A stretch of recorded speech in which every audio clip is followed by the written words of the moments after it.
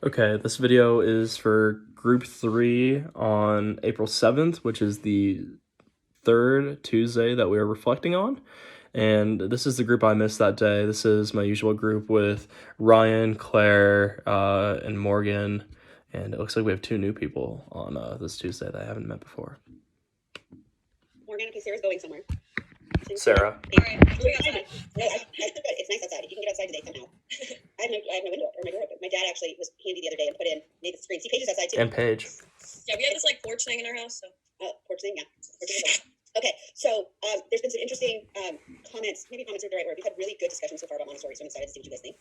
The main way I've started off almost all the conversations was something about how is that reading what we did Thursday, how did that prep you for what we read today? Was it, because sometimes the introductions really don't do a whole lot. The forward and stuff is ugh. But I feel like this one was neat. I feel like this one's super, super helpful. So I guess my first question might be how are the things we talked about Thursday, how was that helpful for setting the stage for what we read today? For me, I shared a little bit about this on Thursday. I wasn't super open to the idea of Montessori, and I was like, nope, not an option. It's kind of for the heady people, and it's not going to be beneficial for students at all. And then after reading the introduction and the preface and stuff like that for Thursday, I feel like I was more prepared to do the reading for today and more ready to just soak up whatever I was going to be reading. So it was good. So it was productive. But I just feel like sometimes we made things. Nope. There. That I think of all the forwards and prefaces, I think it did a good job of setting that tone. And giving some of the background information and us talking about it. Somebody made a comment I didn't know what I was getting into, and I was kind of we don't do that with Dewey, right? There wasn't necessarily a preface to read, but the more that you kind of know where somebody's coming from, sometimes the easier it is to understand what they're trying to say. The common thing is also that it's a lot more readable than Dewey. It's just easier to read. Somebody earlier made the comment that it's really, really science, much more so than they thought it would be, and that it's that she was a doctor, and so it's not nearly as much theoretical as much as she has some backing to what she's saying. What do you think? I mean, I would agree with that just because it talked a lot about how all of her ideas are based off of observations that she's had. So yeah, she watched the kids for a really long time. And when you get a chance, when you're no longer quarantined, you can go watch the kids. Just watch. I think I'm hoping. Again, you guys are all going to be middle school and high school teachers probably, but that doesn't mean that knowing about how little kids function, because there's a great line in here that basically is these early ages set the tone for who we are as people. I think that's important to know, and important to know that the power we have sometimes as adults to affect the way the kids grow and learn and evolve. And so and so that's good. Okay, so the introduction, right?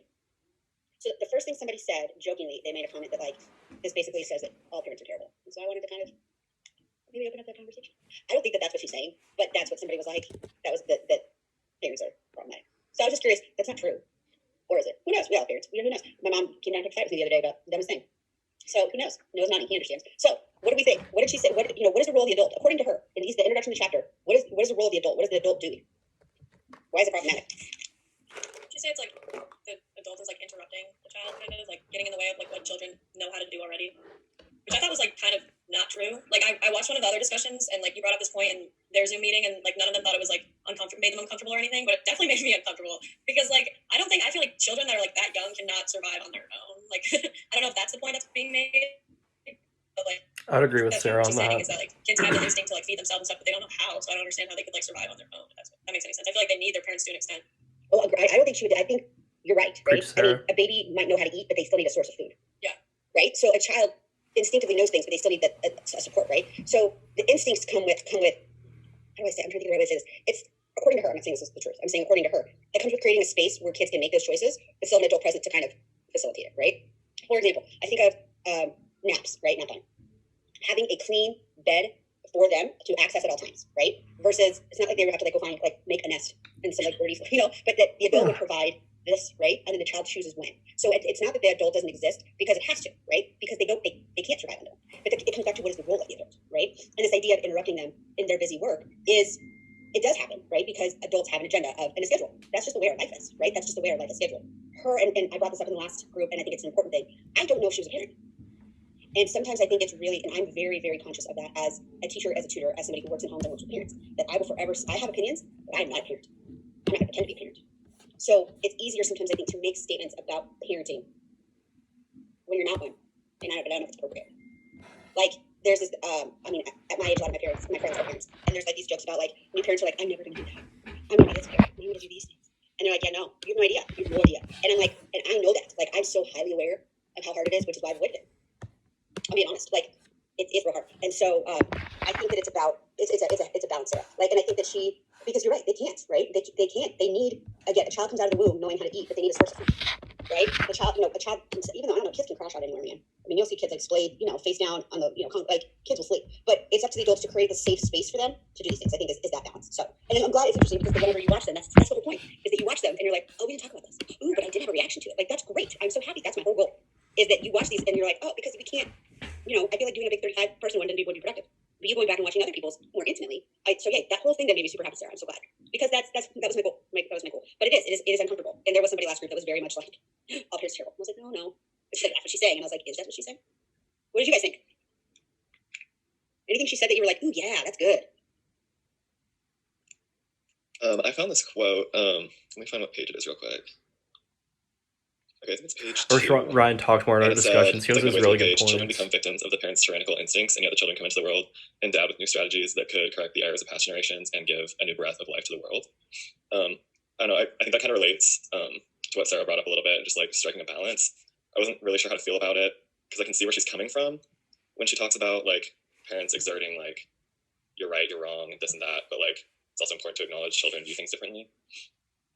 Well, and I think that's her whole argument, is like, the life of a child is different than the life of an adult. It's just that through socialization, like, your kids usually adapt your right and wrong into theirs. And so you might give them the freedom to choose what they want, but they don't know what the options are on the table. Get it, because I have opinions about my parents. And so I took things, okay? We all have a lens, guys. We all read things through a lens. So I read this as, we all have opinions on our parents. Very kind of like self-righteous, I'm being honest, okay? Especially right now, it takes me a while I've been very reflective on that. But this is generational, right? I don't know if we talked about it in this group. This idea that like we haven't actually parented kids, it's brand new. Like parenting, the way that we know parenting is new. Did we talk about this in this group? Last time, did I remember this? Okay, there's an article I read for class, and I need to dig it up because I found it a while ago, that basically says that we didn't start paying attention to children as their own human beings until like the mid-19th century. Like, and it's because we had time to do it. Prior to that, we were just trying to survive, we were farming, we were just trying to live, right? But even rich people, who took care of rich people's kids? Not them, right? They had wet nurses, they had governesses, nobody took care of their children, right? They were, like, and by take care, I mean the way that we think of it now, right? There were no crafts.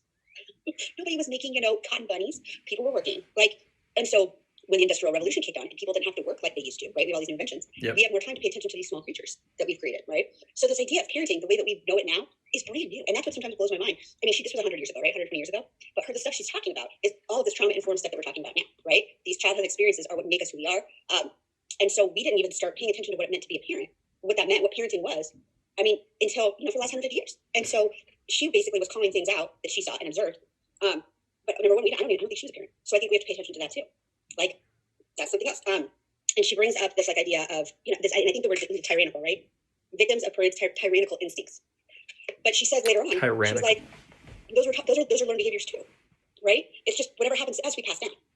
There's a great, I talk about the holistic psychology. There was a great chain almost. Oh, she did. It's called ancestral trauma. It'll come and from things just have been passed down over and over again. Well, your grandfather, and those values go down to your mom or dad, and then those come down to you, and you're a mix of both sides of your families and making yourself. Okay, so yes, who's yes? Yeah. Anybody else? Sarah, where'd you learn about it? I learned about it at my job, Boys and Girls Club. Isn't that? It's like the emotional. It's like about emotional trauma, right?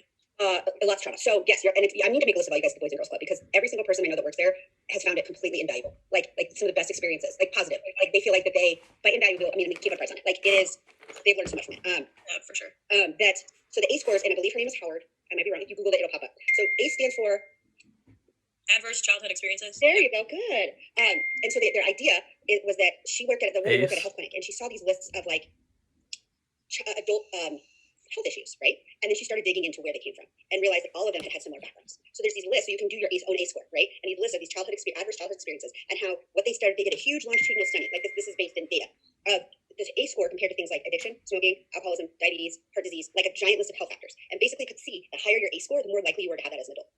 That's exactly what she's saying, right? Because the reason is, what we're realizing is she didn't have she wasn't psychic, right? And by psych, and I think even her use of that word turns people off, because when we think of psychics, we think of like fortune tellers. All she's meaning is what's going on inside. She was on the right track. She didn't have the language, she didn't have the neuroscience, she didn't have the measurements of cortisol levels, adrenaline that's being released, all of that stuff that literally affects how somebody's body functions, right?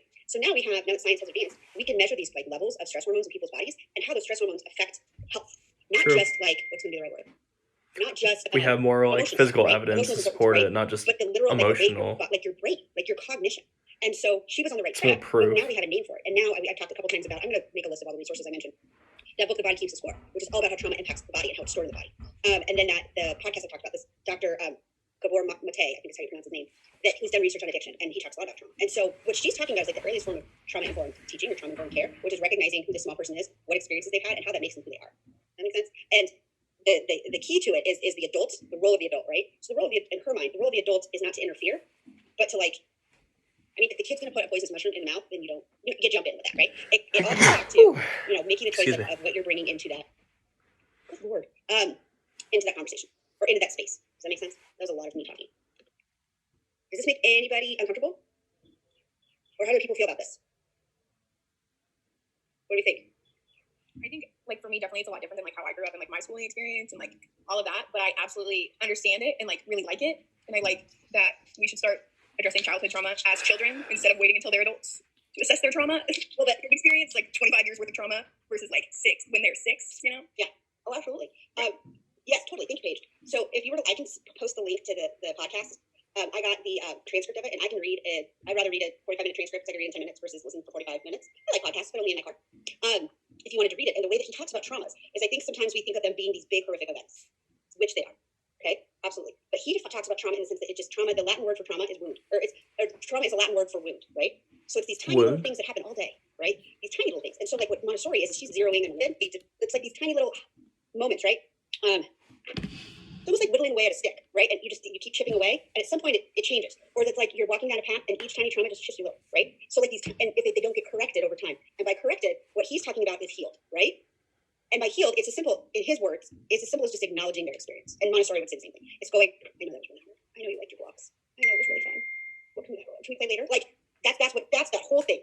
Is we can't avoid it. Montessori gets very kind of cut and dry. Like she straight up says like adults are the problem. I don't know if I disagree, but hers is kind of harsh, right? And like very. Whereas Dr. Gabor is like, we can't avoid it. That's part of growing up, right? Is these tiny little moments that are hard. It's what adults are around to help you get through it. That's all it is. And so I think that goes back to Sarah's question, Mike, right? What is the role of the adult? I think the adult is when these tiny traumas happen, is to help them come back from it, right? It's all this, if you get knocked, it's bringing you back. Like I always use the metaphor of like an asteroid, right, in orbit, and things knock us off our path. And so the adult is there to be like, it's okay. Let's get you back to where you need to be without being a tyrannical, I was going to say tyrannosaurus. That's not the right word. What is the word I'm looking for? Like a tyrannical is a adjective. Is there a noun? Tyranny is the verb, right? A tyrant. Thank you. Thank you, Paige. A tyrant. See, on all the words. I think listening to you talk, Jacqueline, about that, it's made me like kind of think about how some ways that parents do that are like when you like something like a little trauma happens when you're a kid, they just kind of brush it off and tell you, even if you're 5 or 6, that's just life, it's gonna happen. And as a Like little 5 or 6 year old, you fine. can't really comprehend that that's just life and that you're supposed to get hurt and things will happen. So I love that we're opening up like the dialogue about yes, it's gonna happen no matter what to everybody, but it's like it's how we heal it and it's how we navigate through that instead of just parents Yes. coming over top of the children and saying, Like, that's yeah, just life, it you'll be does okay, happen, brush it but off, what are because you gonna that's do just about them, it, sort of thing. like, oh, what's the word? When you like project, you're projecting like their experience as children onto like their own children. So Yep. Yeah, it's like that, like, when you, like, a kid's like, that's not fair, and you're like, life's not fair. Like, everybody has said that to a kid at one point, but it's like, they're 6. They don't know that life's not fair. yeah. They don't know And that. no, that's perfect. And it all comes back to like how, but this also helps them dealing with big people too, right? So when they're like, oh, this sucks. What's a way that you can acknowledge that they're frustrated, without taking away their reality too, right? Oh, this is hard. Oh, I'm frustrated. How do we not take that personally and then still create a space for them? Because somebody mentioned something like, I said that we can't walk around all day going, oh my God, I can't hurt anybody. That's exhausting and not real and detrimental to you and your mental health. Instead, though, is to be open to making mistakes and then being willing to correct them. So I was like, the greatest compliment I could get then as a teacher, or even as a tutor. So last night, one of my tutoring kids hung up on me on FaceTime. He got real mad at me and was like, oh, why are you doing this to me? And I was like, dude, I'm not. I'm trying to help you. And he hung up. And so I was like, so I called mom and I was like, so we're having an issue.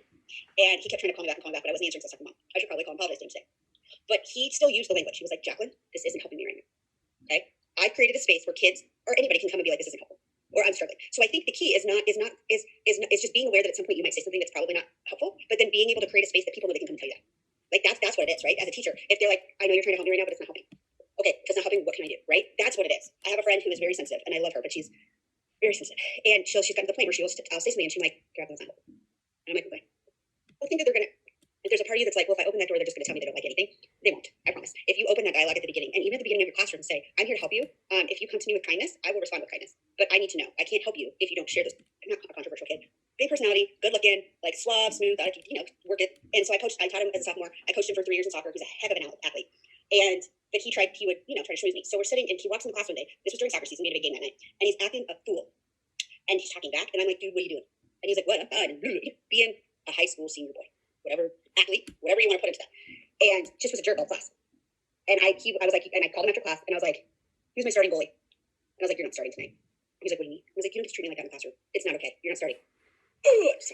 So then I come out to the game, and I go to the field, and he's there before anybody else, and he's warming up, and he's kind of doing his thing, and he came up to me, and I came up to him, and I was like, "Dude, what is going on?" And he was like, I don't know if I went up to him or he came up to me, but I think I went up to him, and I was like, "Dude, why did you do that today?" And he was like, "I'm a jiggity," and I was like, "What?" He's like, "I'm a jiggity," and I was like, "What?" He was nervous. I'm nervous about the game, and I was like, "So you acted a fool in my classroom because you were nervous?" He's like, "Yeah." I was like, "Why didn't you just tell me?" He's like, "I didn't know how." So now I was like, well, "Just tell me next time. You know that. Just tell me." He didn't know how. He couldn't even say nervous. He said jiggity. It's not a word, right? Because he had these feelings that he was uncomfortable sharing, and he weird because I can't help you unless you communicate that with me. Don't know how to communicate, nothing happens, right? So it comes back to us as adults figuring out ways to create a space for it to happen. I had always been like kind of a bad boy, like he always got in trouble a lot. And he got, so I think he didn't know how to effectively maybe communicate how he was feeling about things. But once we figured it out, we were good. So that's just an example of like creating those spaces for them to feel like they can say, "I'm scared, I'm nervous, I don't know what's happening," versus them just being angry. I think you've all probably been in a space where you just were angry and couldn't really figure out why, and so we do that sometimes. That's how little people deal with it. That's what small people do. That's why temper tantrums exist. They're really fun. I think I threw one last night. I'm bored. I reverted. It's fine. Okay. We have 5 minutes left. Is there anything else? So do we like Montessori? Interesting, different perspective. I like right? Montessori. Just teaching It's you don't have unique. the letter, but if you get maybe a different perspective than maybe you didn't have before. And that's all that I would ask.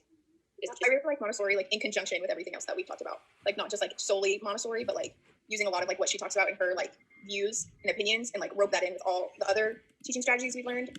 I really like aspects of what she has to say. And that's good. That's my goal, is that you take pieces from things to, if you think about it as kind of a puzzle, like you're building this identity, if you will. That's my goal for you guys. And even as teacher ed, that's what I want. That's what I think is important. Maybe not what I want. I think it's important for you guys to get a wide variety of things and then be able to figure out what fits you. I have been interviewing my students for my dissertation and listening to them struggle with that and to be like, I know who I am and I can't do it right now. Like that's hard, right? And so the more confident than you are in it, then the more able I think you'll be able to communicate that to the people around you too, right? And so that little Kant article, we're talking about the hidden curriculum, so like all these things that aren't actually taught, the kids are supposed to know how to do. We've talked a lot about that. This is a whole article about that. The focus is for you to kind of keep a list, like what are the specific skills she talks about, because it's interesting. But the most important thing I want to talk about is how she identifies these pieces of the hidden curriculum. Okay, because that's the main thing we're talking about on Thursday. Does that sound good? All right. That is Tuesday, April 7th, Group 3.